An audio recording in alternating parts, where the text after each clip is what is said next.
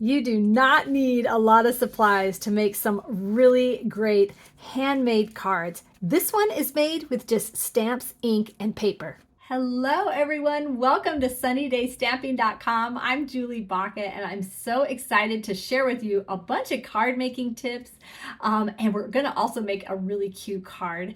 I've got all the measurements for you over on my website. There's a link right at the top of the description of this video that'll take you directly over there. You're gonna see a bunch of photos to give you just more ideas. I'll list the full list of supplies there if you want to purchase the exact supplies that I'm using, but you'll be able to use this layout with other stamps that you have at home.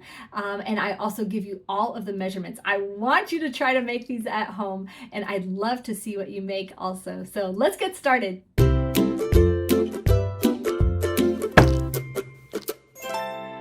This card is going to be great if you need a really quick card to make or if you don't have a ton of supplies. You're going to start by picking out a stamp set that has just a really nice big focal point image. You're going to be able to use these same measurements for whatever stamp set you choose. Well, I guess depending on the size of the stamp.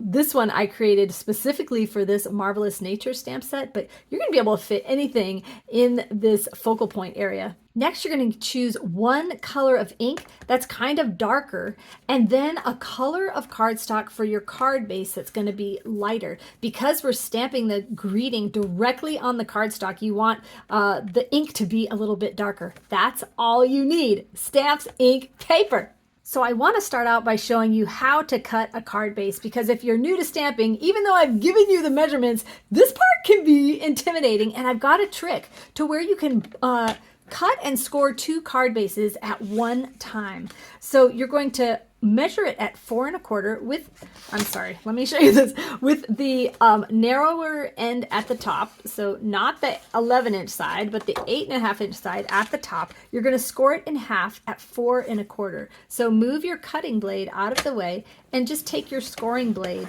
and score that. Now you're going to rotate so it's in landscape and cut it at 5.5 inches, and that is going to give you two card bases, because I never make one of each card. If I'm going to grab all my stuff out, I want to make multiples of the same card.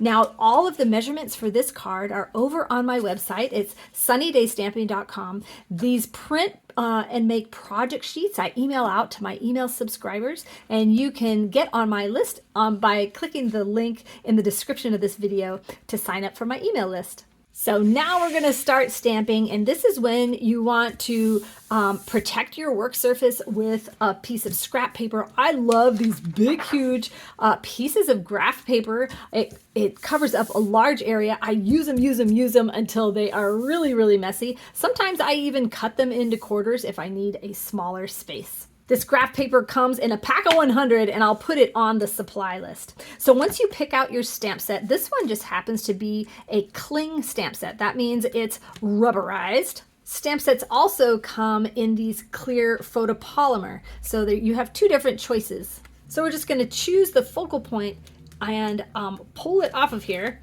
Now, with the cling stamps, they come with stickers that you can put on the back, and it comes with this that you actually have to kind of tear your stamps out of, but don't throw this away. Keep this right in your case, because you can see when I go to put back my stamps, I know exactly where this goes, and it makes it very apparent when one is missing. So don't throw out this bottom piece, and just place this on your stamp block, and you can see it sticks on there. So now we can ink it up. So now you're going to take your ink pad, and I open it like this, but you can also, some people like to just squeeze it at this top, which pops up the other side, and then you just slide it in. Stampin' Up! Ink pads are designed to be upside down. You can see that the ink pad is upside down because that keeps the ink closest to the surface where you're going to be using them. So that is such a clever idea.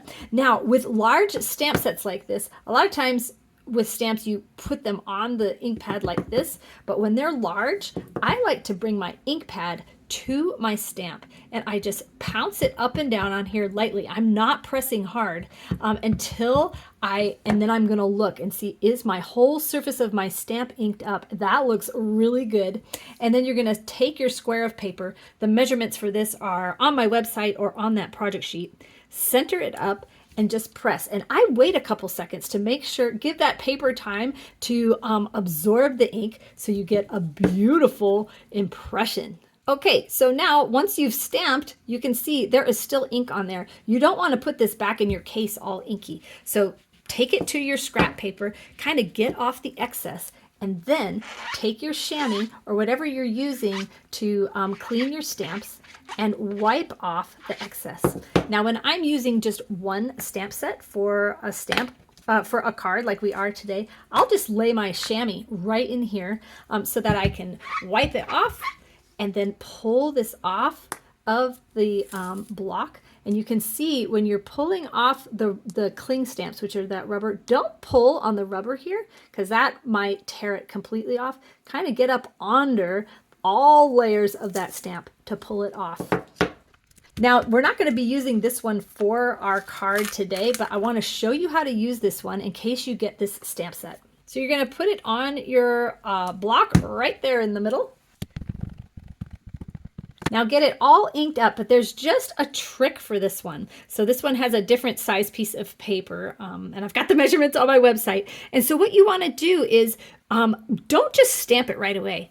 Hover it above your paper so that you can look around the edge of the paper and make sure it's all equidistant to make sure it's in the middle before you press it down. Okay, so that looks really good. I was trying not to do good because I wanted to show you. Let's say we mess this up. Well, guess what? Every paper has two sides. And so if you don't like what you did on one side, ink it up and do it again. So now it's time to do some words. So grab some words out of your stamp set, and instead of just putting them directly on your block, you can see that that is a little not straight. So when I go to stamp it, if I'm trying to stamp it straight, it won't be straight. So here's the tip. I'm going to get ink all over my hands when I do this, aren't I? So take your words and line them up on your grid paper. Line it up along one of those lines. And keep it there. This one's a little tricky because it's sticky right there. And then you're going to take your block and center up the words in the middle of your block. Align up your block on a line on the grid paper so that you know that is square also. That's going to give you the best chance for that to be nice and straight. So then what you're going to do is you're going to practice lining it up on a line of your grid paper and see if you get it right. So I was actually lining it up down here, but it ended up being higher. So now I know, okay, I gotta correct myself a little bit. So then I'm going to do it again, and I'm going to wait until I'm absolutely really like sure of what I'm doing before I go and stamp it on my paper. So these words I'm going to put in the middle of on the inside of the card. So I'm going to stamp it there. But I do want to say one thing. I've noticed for new stampers, and even for older stampers like me, you can see I got ink all around the edge of that. I notice with new stampers when I stamp with them, this is how they ink up their ink. They squish it down really hard in the ink, and then they press really hard on their paper, and it looks like that because you've got ink, way too much ink everywhere, and pressing so hard, it picks up the ink on the outside of the stamp. So instead of just pressing hard, you do not need to press very hard at all. I just tap, tap, tap, tap, tap, tap, tap, tap, and then you just press up firmly, but not squishing it down too hard, and that way you don't get any of that excess ink. So we've stamped something from the front of the card, something for the inside. I always like to throw a stamp on the back of my card base. So when we put this card base together, this is going to be folded, this is going to be the front. So I want to put something on the back. So for this stamp set, I'm just going to grab these words here. I'm just pouncing on there, and then I'm going to put it in the lower part of the card base there. And then make sure to grab your envelope while you've got all your ink out and just throw a little something in the bottom left corner.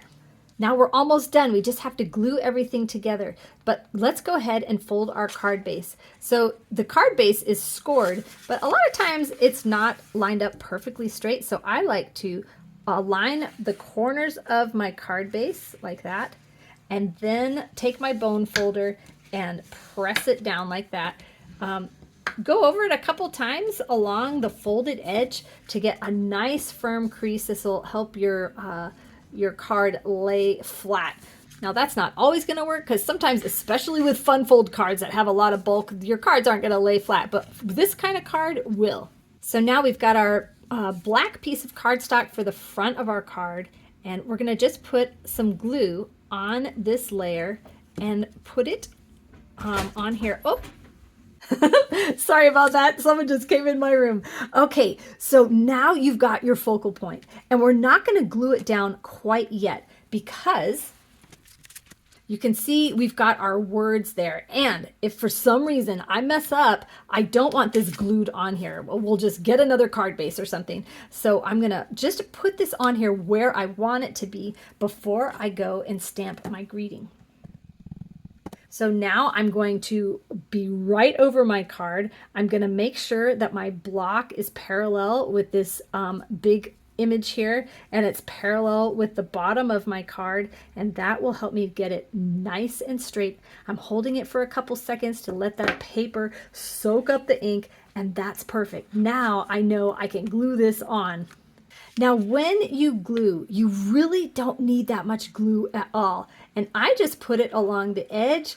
I used to scribble on the inside, but I noticed I don't need that. And look, that's twice as much glue as I need. Just do the tiniest little bead. This will keep your paper from warping. It'll keep it from squishing out everywhere, although that does still happen. You guys watch me. That's it. Now we've got a piece of black paper for the inside of our card, because see, I squished way too much. So if that happens, just take your, pull the glue from the outside to the inside. The bottom of this also has a little scraper dealy thing, and so that's really nice. I just kind of scrape that bulk and put it someplace else. What was I saying? I don't know. Oh, I was saying, to make the inside of your card look cool, you can also put this, layer it on a piece of black, so it has kind of the same look from the outside, from the inside to the outside. So we're going to do the same thing and glue this to the inside of our card. Now, I don't know if you noticed earlier, but when I was doing all that glue, I actually got glue on this card.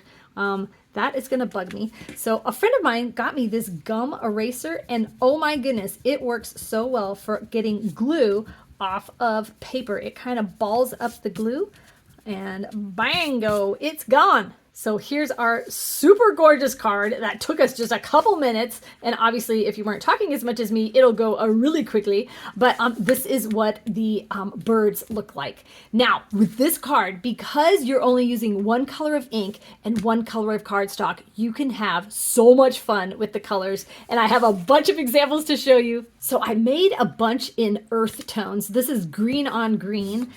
Wild wheat with copper clay, and check out this copper clay with Lost Lagoon.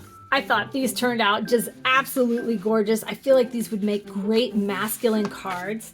Then I wanted to do just some prettier, brighter colored cards. I mean, you can have so much fun. I will have the list of all of the colors for these over on my website on the blog post, and there's a link in the description of this video that'll take you over there where you can see all these photos and the full list of supplies so you can pick the colors you want. Check out, almost anything looks awesome on gray. So have fun with this.